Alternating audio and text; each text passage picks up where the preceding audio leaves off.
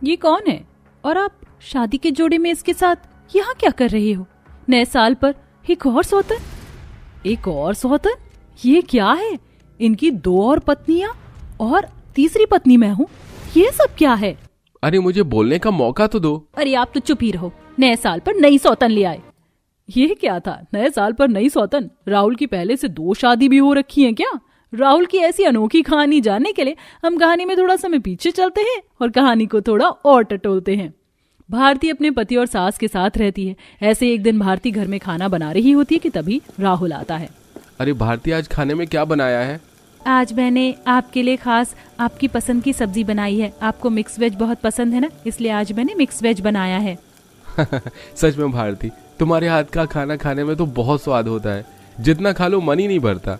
मुझे पता है आपको मेरे हाथ का खाना बहुत पसंद है, इसीलिए मैं भी हर रोज यही कोशिश करती हूँ कि हर रोज कुछ अलग अलग और अच्छा बना कर दूँ आपको। वैसे आज मैं भी तुम्हारे लिए कुछ सरप्राइज लेकर आने वाला हूँ। क्या? मेरे लिए सरप्राइज? हाँ, तुम्हारे लिए सरप्राइज। मुझे नहीं पता कि तुम्हें वो सरप्राइज कैसा लगेगा, पर मैं तुम्हें ठेस नहीं पहुंचाना चाहता और तुमसे ज्यादा दिन झूठ नहीं बोल सकता, इसलिए आज तुम्हारे लिए मैं वो सरप्राइज लेकर ही आऊंगा। आप ऐसे क्यों बातें कर रहे हैं? अरे आप मेरे लिए कुछ ला रहे हो, प्यार से ला रहे हो तो अच्छा ही होगा ना। और आप जो भी ला रहे हो मुझे पसंद ही आएगा, आप चिंता मत कीजिए। अच्छा ठीक है, मैं शाम को सरप्राइज के साथ आऊंगा, तब तक मेरा इंतजार करना। अच्छा अब मैं चलता हूँ, मेरा लंच पैक कर दो। राहुल इतना बोलकर काम के लिए चला जाता है और वहाँ राहुल प्राची से मिलता है। प्राची, तुम अब भी सोच लो, मैं तुमसे सच में प्यार करता हूँ और मैं भारती को भी छोड़ नहीं सकता। तुम अगर फिर भी मेरे साथ रहना चाहती हो तो हम दोनों आज ही शादी कर लेंगे। मेरे पास कोई रास्ता भी नहीं है। मैं तुमसे इतना प्यार करती हूँ कि तुमसे अलग होकर रह नहीं सकती, और अब हम इतने समय से एक दूसरे से प्यार करते तो मुझे भी यही लगता है कि शादी कर लेनी चाहिए। ठीक है, अगर तुम मेरे लिए इतना कर सकती हो तो मैं भी तुम्हें इतना आगे आने के बाद नहीं छोड़ सकता। हम दोनों आज ही शादी कर लेंगे। राहुल और प्राची दोनों शादी करते हैं। शाम के समय भारती घर पर तैयार बैठी थी। वो आने ही वाले होंगे। उन्होंने कहा था कि आज वो मुझे कुछ सरप्राइज देंगे। मैं भी तैयार हो जाती हूँ, क्या पता हम कहीं बाहर डिनर के लिए जाएं।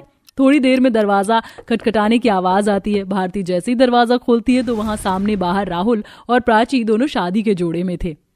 ये क्या है? आप दोनों शादी के जोड़े में? ये कोई मजाक हो रहा है? नहीं भारती, ये तुम्हारी सौतन है। हम दोनों कॉलेज के समय से ही एक दूसरे से प्यार करते थे, लेकिन परिवार के दबाव में आकर मुझे तुमसे शादी करनी पड़ी। तुम्हारा स्वभाव इतना अच्छा था कि मैं तुम्हें ठेस नहीं पहुंचाना चाहता था, लेकिन मैं प्राची के बिना भी नहीं रह सकता था, इसलिए हम दोनों ने शादी कर ली। मुझे पता है कि तुम बहुत अच्छी लड़की हो, तुम्हें बहुत बुरा लगा है, लेकिन हम मजबूर थे। प्यार के हाथों हमें माफ कर देना। अब मैं क्या करूं? मैं अपने मायके भी नहीं जा सकती।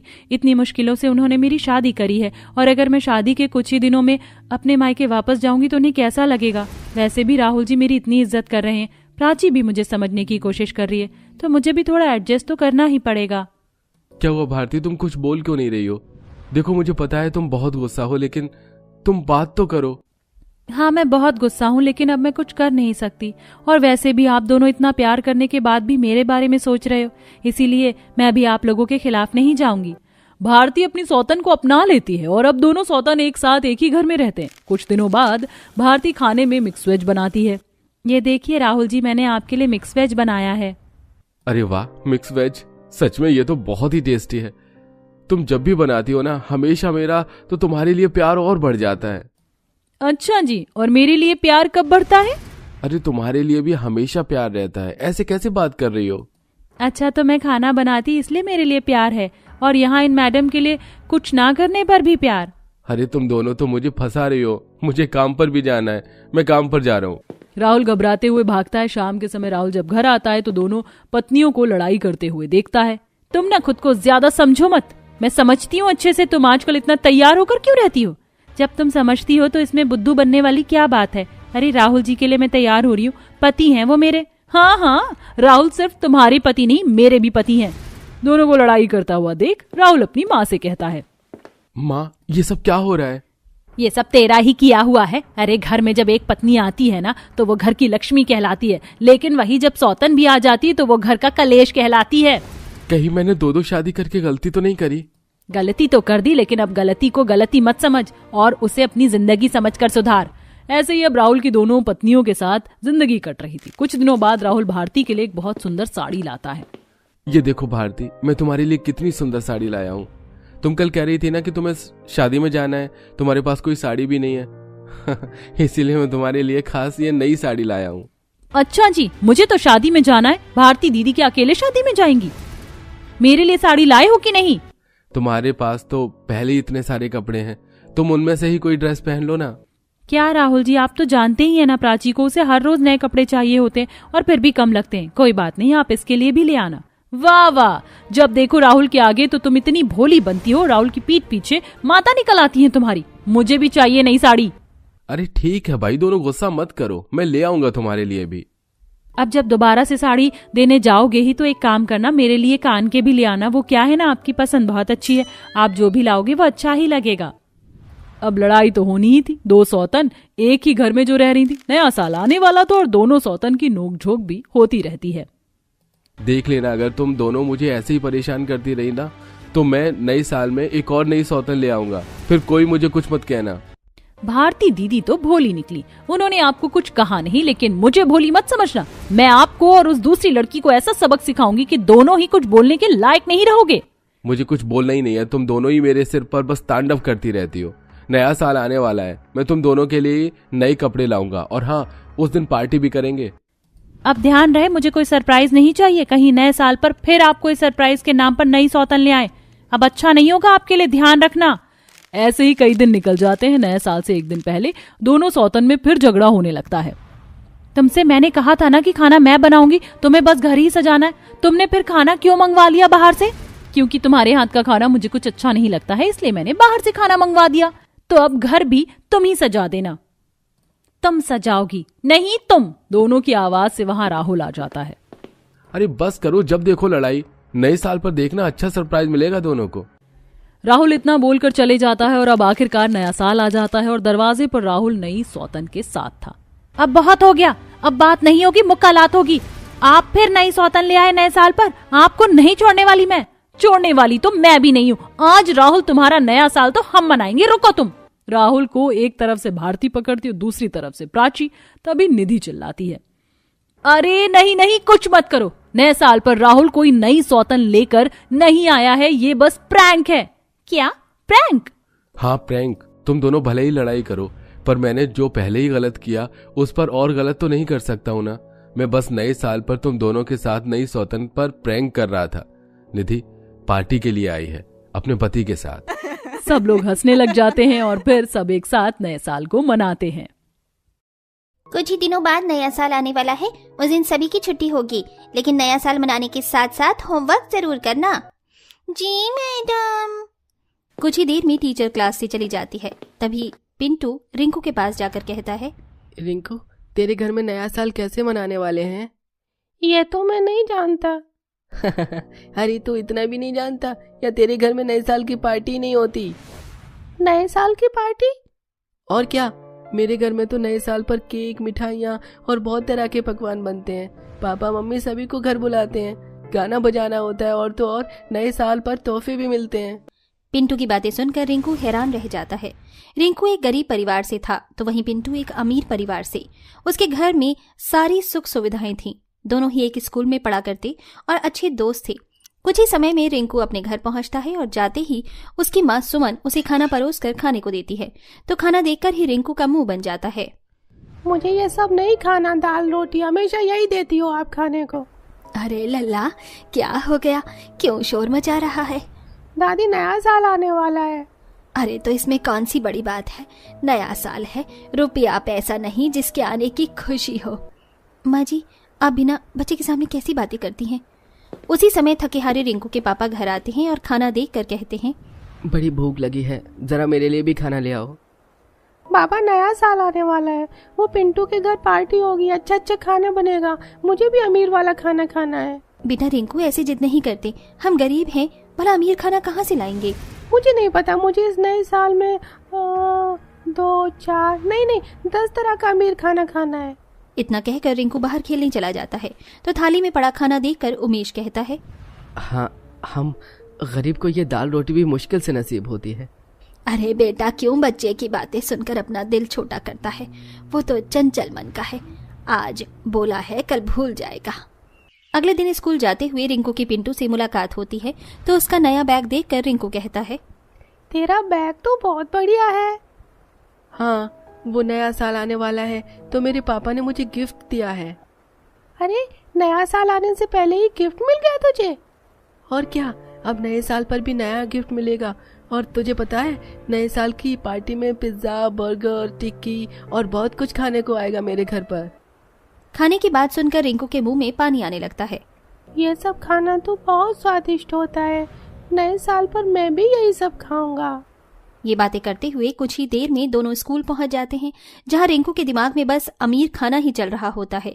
तो वहीं पिंटू क्लास में सभी को अपने घर होने वाली नए साल की पार्टी में आने को कहता है। तुम सब आना, मेरे घर की पार्टी बहुत अच्छी होती है। रिंकू, तू भी आ जाना। नहीं, मैं नहीं आऊंगा, मेरे घर पर भी अमीर खाना बनेगा, मैं वही खाऊंगा। उसकी ये बातें सुनकर सभी बच्चे जोर जोर से हंसने लगते हैं। अरे रिंकू, झूठ मत बोल, भला तेरे घर अमीर खाना कैसे बन सकता है? तू तो गरीब है, खाने में सिर्फ रोटी सब्जी लाता है। और क्या, मेरे घर आ जाना पार्टी में, वरना अच्छी चीजें भी नहीं खा पाएगा तू। मैंने कहा ना, मेरे घर में भी अमीर वाला खाना बनेगा। उसी समय टीचर क्लास में आती है और सभी बच्चे शांत हो जाते हैं। समय बीतता है और रिंकू रोज अपने घर में नए साल और खाने की जिद करता है। कैसा बाप हूँ, मैं अपने बच्चे की नए साल पर एक इच्छा भी पूरी नहीं कर सकता। आप अपने आप को दोष क्यों देते हैं? हमारे हालात ऐसे हैं और नए साल पर रिंकू की इच्छा पूरी हो, उसके लिए मैं कुछ न कुछ जरूर करूंगी। अरे बहू, तेरे बेटे ने एक नहीं, दो नहीं, 10 तरह का अमीर खाना खाने की बात कही है। अरे इतनी तरह का खाना तो मैंने अपनी जवानी में भी नहीं खाया। न जाने भगवान भी क्यों गरीबों को इच्छाएं दे देता है। रिंकू का गरीब परिवार नए साल पर उसकी ख्वाहिशों को कैसे पूरा करे, इस बात में उलझा हुआ था। तो वहीं पिंटू के घर में नए साल की पार्टी को लेकर सजावटें की जा रही थी। वाह मम्मी, घर तो चमक रहा है, मेरे दोस्त घर देखकर हैरान रह जाएंगे। बिल्कुल बेटा, अरे हमारी शान ही ऐसी है। अभी तो जब घर में नए साल की पार्टी होगी तो पूरा मोहल्ला देखेगा। अरे वाह, मुझसे तो इंतजार ही नहीं हो रहा। पिंटू रोज रिंकू और अपने बाकी दोस्तों को नए साल की पार्टी के बारे में बताकर खूब खुश हुआ करता। तो वहीं रिंकू अपने घर में कोई बदलाव नहीं देख रहा था। माँ, दादी, क्या आप लोगों को नया साल आने की कोई खुशी नहीं है?